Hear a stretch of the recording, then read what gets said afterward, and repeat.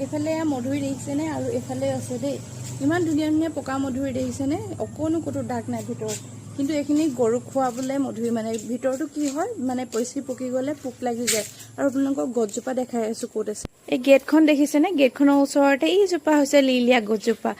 আৰু ৰ'ব জুম কৰি পিনি দেখাই আছোঁ এই মধুৰিখিনি দেখিছেনে কেনেকুৱা লোফাটোপকৈ লাগি আছে ন মানে একদম খাওঁ পকিলে খাম এনেকুৱা হয়নে কিন্তু পকিলে খাব নোৱাৰিব কেঁচাতে খাব পাৰিব কিন্তু কেঁচাতে খাইনো ক'ত মধুৰি ভাল লাগে গুটিবৰ পৰা খাব নোৱাৰি কিন্তু পকিলে খাব নোৱাৰে কাৰণ ভিতৰতো পোক মানে আৰু তলতো পৰি আছে দুটা তিনিটা আপোনালোকক দেখুৱাহে নহ'ল আৰু দেখিছেনে আৰু মানুহবোৰে গেটখন খুলিয়ে সোমাই আহে মানে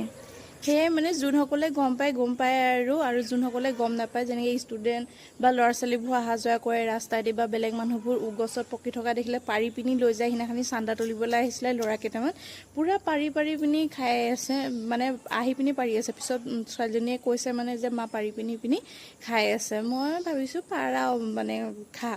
মানে সেই তেনেকৈ মানে লোকৰ বাউণ্ডেৰীত নুসুধাকৈ বা যিহেতু দাদাহঁতৰে হয় মানে নুসুধাকৈ নোপোচাকৈ লোকৰ বস্তু এটা খাব যোৱাতকৈ মানে ভাল হোৱাতকৈ বেয়াহে হয় সেইটো কথাহে কৈছোঁ মানে